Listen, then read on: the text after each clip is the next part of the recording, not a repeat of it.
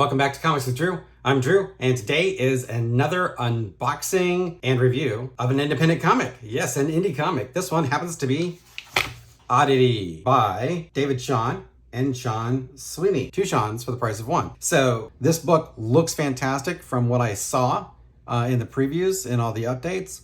Hopefully it maintains that level of quality for the actual book itself. So with that said, let's go ahead and unbox it. And after I do the unboxing, I'm going to read it, and then I'm going to give my quick first impressions of it after that. So here we go.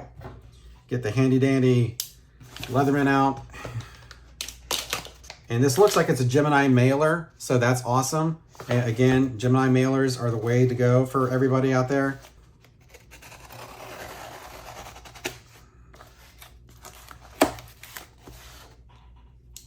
And drum roll, please. Here we go. Oddity by Sweens and Indie Dave Comics. Coming at you. And here we go. We have a pen here. We have a patch. And we have a pinup. And we may have a couple additional pinups. This package looks fantastic. It's obviously well put together. It's well packaged. And this book is square bound. And that's something you want to have when you have a book that's getting up into the 40s. This is definitely something that you can't just do a quick floppy. So that bumps the book up to, you know, solid graphic novel status. And it kind of makes up for the fact that it's so late, but you know, it's still late. It needs to be better. So here we go. I'm going to open it up. Now they had some really good perks for this book. One is an Oddity pen. This is something that I've not seen very often. In fact, this may actually be the first time that I've seen a pen offered as a perk in a campaign. And these are cool. And the reason they're cool is because I like to collect pens. This is actually a really sweet perk. And this is something that I would actually, you know, recommend to everybody. You know, if you can get these things put together, these are actually really, really cool. And they are a really great way of, you know, keeping your branding going, because people put this like on a backpack, or maybe a jacket or a hat or something like that. And it's free advertising, and it's a really cool touch. It's really nice. The pen looks very quality in construction here. We've got two backing pins here, so it's not going to swing around. This is a really nice pen. There you go, Oddity pen. We also have a patch, the Odd Army, with some Sweens artwork here. And, you know, patches are also very good. You know, again, they can go on jackets, they can go on hats. It's amazing. And so that's the patch here. And we have the first of the pinups. It looks like we have quite a few pinups. And this pinup is drawn by an artist named Sashi. Obviously, we have Oddity, and he's in a bit of a predicament, I guess you want to call it. So then we have another pinup. This is Team Monster. It's got Oddity with some other characters. I'm not sure what these characters are from. I'll be perfectly honest with you. I apologize if you're watching this video and I don't know what your characters are. My bad. But this is by Donald DeLay of Brutus fame. And this is a solid pinup. I don't quite like it as much as the Sashi one, but that one's got brighter colors and this is kind of darker. I like things that kind of like pop off, and this one doesn't quite do that. And then we also have a Van Skiver Pin-Up. This is actually really nice. So I'm gonna have to amend my ranking of this. This is actually my favorite one. Anytime you can get one of the greatest artists in modern comics to do a pinup for you, that is a huge win. So this is really nice. So you got Cyberfrog, you got Oddity, and I mean, there's just so much amphibian action going on here. I mean, I don't know what else you could ask for. This is really, really good. This is a pinup by Matt Houston, and we have Oddity. He looks kind of more of like a bit of a zombie Oddity if you compare him with, you know, the regular eyes, the little bit of a crazy eye situation going on. So it's definitely a different kind of vibe, but it's pretty solid pinup. And then we also have one more pinup. It's a really, really nice pinup. This is very nice art. And so what you do have here are 5 pinups, and pinups are nice, you know, plus you got the patch, plus you got the pen. That's pretty good as far as perks go. So not bad. So here we go. This is the actual book.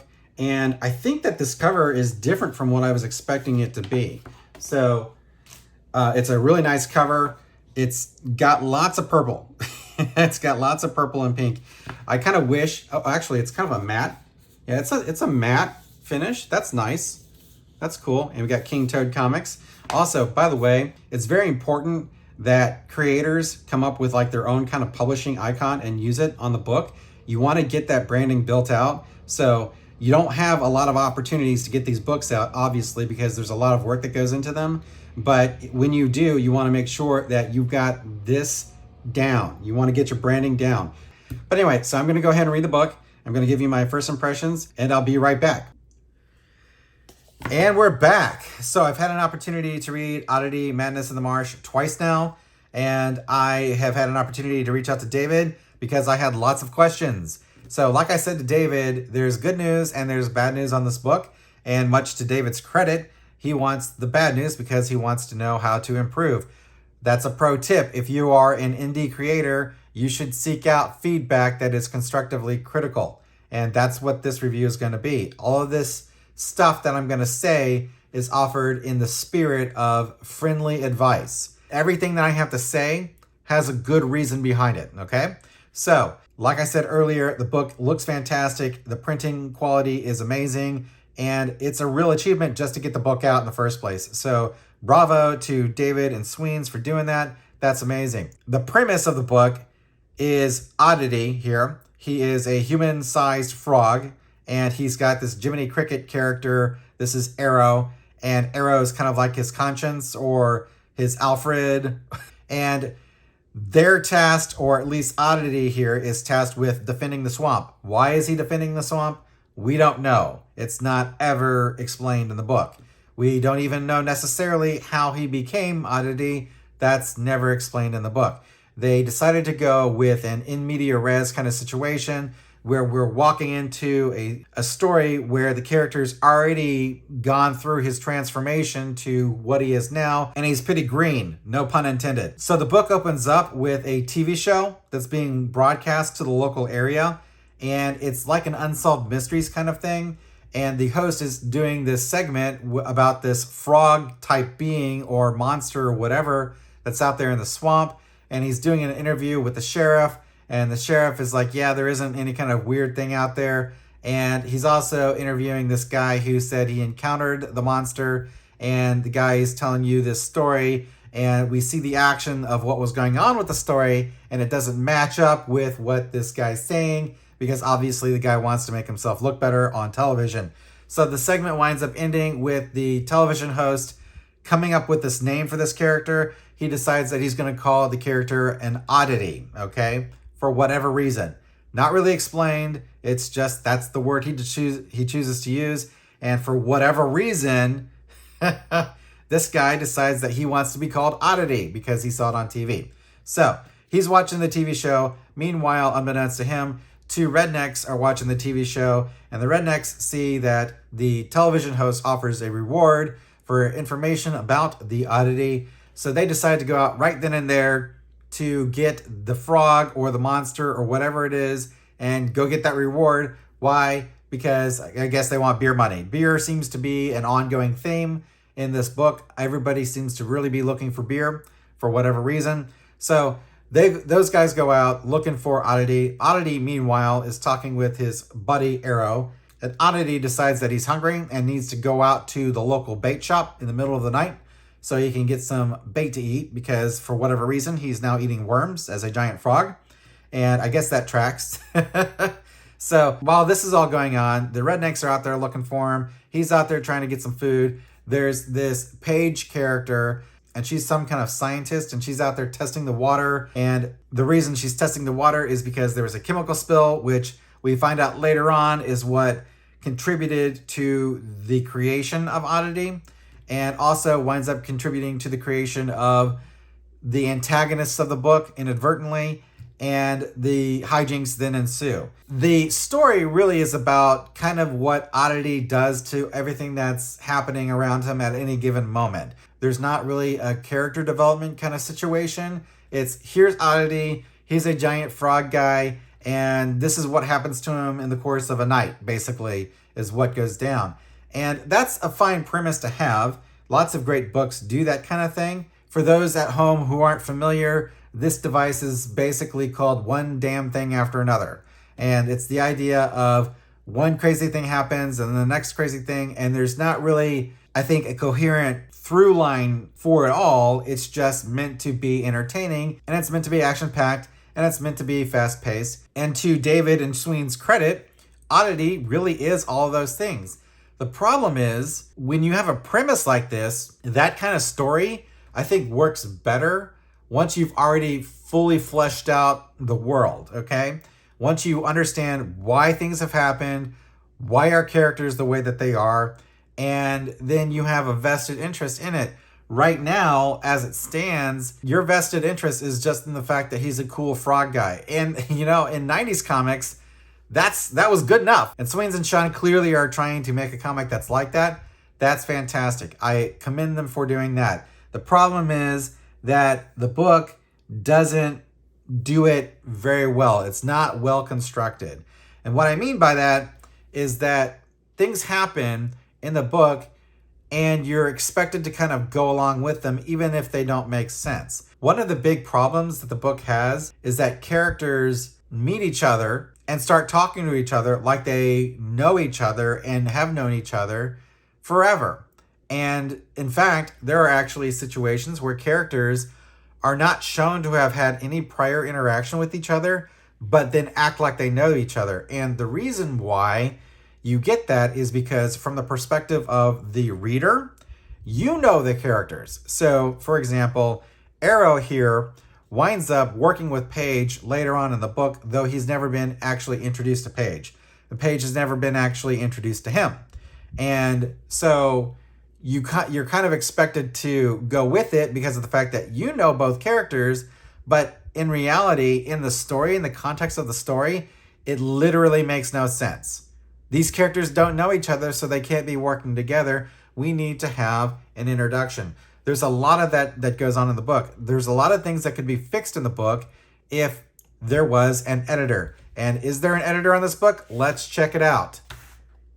Art Sweens, story David, letters Eric Weathers. There is no editor on this book, and that is a big problem. This book needed an editor in the worst way. Before I get too far into that, let me explain what an editor does. The editor takes your idea and refines it and hones it to its purest, most efficient, most effective form. And that is what a lot of writers and artists don't know or don't understand because they don't see that because they're not focused on that. And it's not their job to be focused on that. And so what winds up happening is the writer writes a story and the artist does the artwork for it. And then they line it all up and they match it up and they put letters on it and you get the dialogue, but the story lacks coherence. And consequently, it's very confusing, especially when you're trying to follow what's going on, because while the writer may know in his mind or her mind what's going on, the reader does not because certain things have been overlooked. One of the big things that's overlooked in this book is the fact that there's a character, right? And I'm going to put the character on screen right now. This character here, you never find this character's name in the book. His name does not appear in this book. And I actually had to ask David what the name of the character was. The name of the character is Skeeter. Skeeter's name, as in this form, because he does wind up being something else, but Skeeter's name in this form is not known in this book. It's not explained. And that's a big problem. And it wouldn't necessarily be a big problem, except that he has a buddy, and his buddy's name is Mo. And so Skeeter says to Mo, Mo, blah, blah, blah, blah, blah. And then Mo, who's kind of stupid, doesn't ever actually address Skeeter by his name. So we go the entire book not knowing Skeeter's name. And I think that that's a major oversight that, especially when you're talking about books that come out in the space of years, with at least a year between this book and the next book, you could go that entire time and never even know what the name of one of the primary villains in this book is. This is something that an editor would fix instantaneously. So that's a big problem. Furthermore, our Oddity character does things that don't make any sense. So there's a point where he is out getting his food and he comes across Paige and he sees Paige with the two rednecks, but we don't see the rednecks threatening Paige, right? They're just talking to her at this point. But Oddity here makes the decision that the girl needs to be protected from these guys and then attacks the guys and winds up inadvertently causing them to become supervillains themselves. And there's no reason for him to do what he's doing. So he's the guardian of the swamp here, but we don't know why he's the guardian of the swamp, right? We just know that he is. And we're expected to kind of go along with that. We don't know why he's been chosen other than the fact that he's a giant frog dude. And I think that makes the book suffer. We really want to know what his motivation is. We want to know why he became what he became, right? And we do get a bit of a hint that he used to be human and he would like to be human again, but it's kind of glossed over because the book moves so fast that it doesn't give you time to breathe and really understand that. I think that it would be really great if we know why the swamp needed a protector or guardian for whatever reason. We don't have a big threat to the swamp. What we do know is that there's a factory spill or factory accident that seems to have created a bunch of weird characters and monsters. We don't know if there's some other kind of, magical origin story for why all these other different mystical creatures are appearing in the book. We just don't know. Ultimately, we have a situation where Oddity winds up needing to clean up the mess that he essentially created. And we're left at the end of the book with an ending that doesn't make any sense to me. I'm just going to be perfectly honest with you. Furthermore, there's a fourth wall joke. The entire last page is a giant fourth wall joke, and I don't know why. So, there's a good reason to do fourth wall stuff, very rarely. But when you do an entire book, and the book goes from the start to all the way to the very end, and there's no fourth wall breaking, I don't know why you would do that. It hurts the story. It hurts the book. It hurts the characters because you don't know. Are you not supposed to take any of this seriously? And I think that's another big issue with the book is that I don't know if we're meant to take anything serious in the book. I think the book is really at war with itself. The story is really trying to do a bunch of different things, and because of that, it's not really doing anything well at all. I think this book really needs focus. The story needs focus. And I think the best thing would be going forward when there's another book, and I do hope there's another book because the premise is a great premise, that David can reach out to someone who can really look over what he's doing and work with him to, refine the story and make it much more coherent. So that's the issue that I have with the story. And I'm disappointed. And I'm disappointed because I was excited about the book. I was hoping it would be more than what it wound up being. And, that's not necessarily David's fault. That being said, those are some of the big things. There's another situation where the Paige character, she's drawn in a particular panel in such a way that's not addressed, but is totally different from the way she's drawn the rest of the book.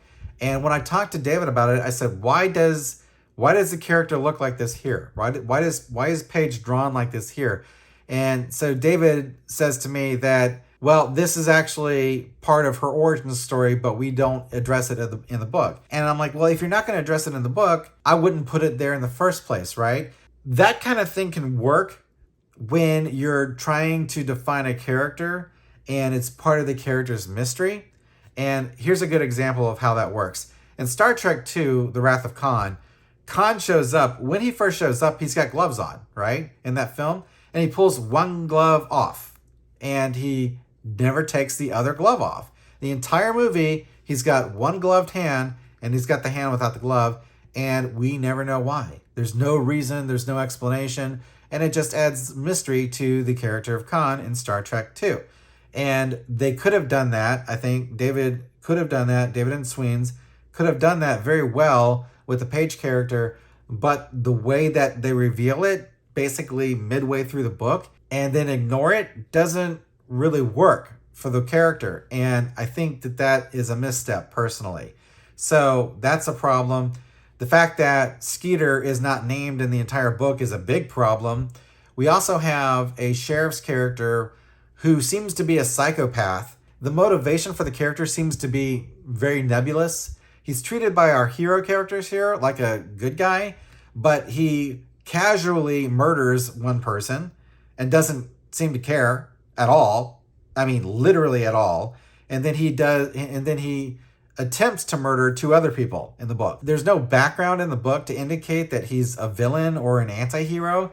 He's just a dumbass. And the book suffers for it, right? I mean, I'm not going to lie. I don't know why the character is doing that other than maybe we just want to have pictures of this guy shooting someone, or maybe do we just want to draw a guy with a hole in his head? I don't know. There's just no real reason for it. So I think maybe it's supposed to be played for laughs, but it doesn't work in the context of the book. And after all of that, we have a Deus Ex Machina situation where our characters seem to be in dire straits, and this character just pops out of nowhere. I would say he falls out of the sky, except the fact that he doesn't actually fall out of the sky. He just pops out literally out of the ground. And he has a solution for everything, and he fixes everything. And he has this kind of wisecracking attitude, which I don't think works for the story. I mean, I guess it works for the story because up to this point, we've had a very unserious kind of wink, wink, nudge, nudge kind of vibe with a lot of the stuff that goes on. And then the book ends. Bam, he fixes it, and then they start cracking fourth wall jokes. That's the end of the book. So I waited for 2 years for the book, and I know that we've had a pandemic, and I know that it's hard work, and I know that there's a lot of stuff that's gone on, but I expected better from this book. And David is a talented writer. I know he's talented, and Sweens is a great artist, but you've got to get these things tied down. Honestly, to tell you the truth though, I think that an editor will fix this problem for them. So enough about the story, let's talk about the art. Now, Sweens does a good job with the art. I would like to say it's a fantastic job because some of the art, like the cover here, is amazing. But then you also have art that you would think is amazing, but when you look at what's going on in a panel, like this one here, where you've got the sheriff is talking with his mouth closed. So I don't know why Sweens decided to draw this guy with his mouth shut while words are coming out of it, but that's a pet peeve of mine. And to be fair, it happens in DC books and Marvel books, but I like it when the art actually goes along with the dialogue. So we have, like I said, the cover. We have art like this. We have amazing art like this, the 2-page spread where you have a truck busting through a fence. This is amazing stuff right here. But then you have art like here. So here's Paige and she's running, and I don't know what's going on with this, but this is bad art. And when you contrast it with other action shots that Sweens draws throughout this entire book, this is suboptimal work here, and I would expect better. You also have panels like this. This is Paige apparently helping this guy that was just rescued, but then beat to death practically by Oddity. And I don't know what the art's trying to do here. Furthermore, the word balloon, it looks like it's covering art, but you know, this is just bad page layout with what's going on. Another issue I have is this panel. This panel here does not make sense. So what's happened here is Oddity has rescued this guy, and then he's asked him questions. And after he got done asking him questions, Oddity decides to knock him out by literally knocking his teeth out and causing blood to spurt out of his face. I don't understand why this is going on. I don't know if this is something that David wrote or something that Sweens decided to do. But again, like I said, an editor would look at this and go, what the hell, guys? This doesn't make any sense. We need to clean this up. So, you know, the art, again, oftentimes doesn't match what the dialogue is or what the story is. And that's a big problem. It hurts the book. Another issue that I have with the art is this sequence here. You have Paige and she's in a truck and she's actually looking outside of the truck and she sees these monsters. And then we get some dialogue here with the monsters and their eyes. And now Paige is out on the street. We don't know how she got out in the street. It's inferred that the monsters dragged her out of the truck and left her on the street. These are things that need to be thought out. When you're actually doing page layout and you're trying to say, this is what needs to happen on a page, bang, bang, bang, and this is how we're going to do it, this stuff needs to be clarified. You can't just go from here to here to here. It doesn't work. As it stands, it's just not good enough for the level of quality of the art in general overall for the book and the writing overall for the book. So that's the art. Now, another problem is the letters, okay? Eric Weathers, I love Eric, okay? Eric's a great guy. Eric is the letterer of Comicsgate. He does a lot of indie work. And this book, I think, was lettered in December 2021, right? So that's not that long ago. So Weathers has been doing this for a long time. And this lettering job is not good enough. It just isn't. So as an example, the font choice on the lettering here is weak. Now, I don't know who's choosing the font. I don't know if Eric is actually choosing this or David chose this, but the lettering itself, as it's rendered on the page, is not heavy enough. It's hard to read. It's too thin. And oftentimes, in examples like right here, Or for example, here where there's a lot of text and the letters are so small here and they're so thin that it's difficult to actually read this. And that's a real problem. And overall, the dialogue in the lettering on the book seems to be too small for the page. So this is something that, again, an editor would look at and say, we need to increase the size of the dialogue and the lettering on the book, or we need to choose a different font to make it more legible. So those are big problems that I think need to be resolved. And again, I've seen Eric Weathers do this on quite a few books that I bought where the lettering is not up to snuff, and it should be better to work with the art that it's going with. Furthermore, there are typos, like right here, but I could still feel its presence. Well, it, apostrophe S, is short for it is, not the possessive it's. So if we are doing the possessive, there would be no apostrophe there. Not excusable. At this point, Eric needs to be doing better work. Again, I love Eric and I think he's doing a lot of great work, but he needs to do better. So we have issues with the writing, we have issues with the art, we have issues with the lettering, we don't have an editor. I think all of these things, the good news is, I think all of these things could be rectified with an editor. And I'm not applying for the job. There are people out there that can do the job, all right? And when a book raises as much money as this book did, which I think it's north of $23,000, that's enough money to hire an editor, guys. And ultimately, you want it because you want the finished product to be the best it could possibly be. You want it to be the best example of Madness in the Marsh that can exist. And unfortunately, this just isn't that. High quality printing. It looks fantastic. The colors are really evocative. The book does look good. The story is not a bad story. It's a great premise. There's a lot to work with going forward for world building. And I think that while this isn't the best foundation, it's a good enough foundation to build a great story going forward. So ultimately, I'm going to have to give the book a 2.5 out of 5. I really wish I could give it a 4 or 5 stars. But, you know, there are just some issues that are just kind of hard to get past, you know? I mean, honestly, guys, we can't have characters go an entire 57 pages without a name, right? We just can't. If you want to get a copy of the book, reach out to David or Sweens. I've got their Twitter handles in the description for this video. They may still have some copies available. I'm not entirely certain. Hopefully, there is a new book. I will back another book if there's another book. So there you go. I will back an additional book, but I'd like to see a better product going forward. That's my honest opinion with this. So I hope we can still be friends, David and Sweens. I think you guys did a solid effort, but it could be much better. And I have faith that you will do much better in the next campaign that you run for this, which I will happily back for you. So there you have it. Oddity, Madness in the Marsh by David, Shawn, and Sweens. It's a 2.5 out of 5 stars. Thanks for watching Comics with Drew. I'm Drew, and I'll catch you next time.